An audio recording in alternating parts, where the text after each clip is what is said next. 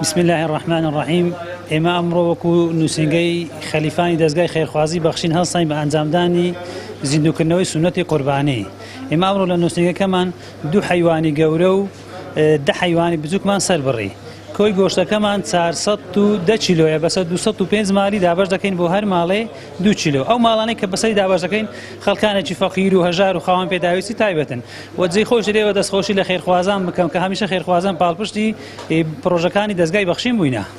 ئەمە وەکو بارگەکانی کۆمەڵ کە بووینە شوێنێک لۆ موسڵمانانی کەم دەرامەت لە خەڵکی فەقیر و هەژار، ئەم ساڵی شەک هەستین بە قوربانیکردن لە ڕێی بە هاوکاری خێرخوازان کە خوای گەورە پاداشتیان داتەوە ئینشاءڵڵا. هەستان هاوکاران کردین چەند سەرمەڕ و ئاژەڵی گەورە سەربڕا. خوای گەورە پاداشتیانەش بداتەوە کە هاوکار بوون، ماندی بوون، ئەزیەتیان چێشە.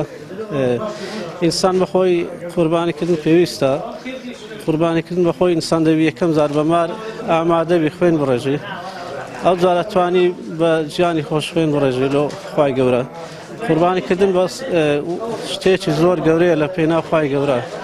خوای گەورە کە قوربانیکردندانە لۆ موسڵمانان هەم خێر و پاداشتەکەی زۆرە، ئەجرێکی گەورەی هەیە لە لای خوای گەورە و هەم سوودێکیشە بە فەقیر و هەژاران کە سوود لێ ئەبین و کەم دەرامەتان ئیستیفادە لێ ئەکەن.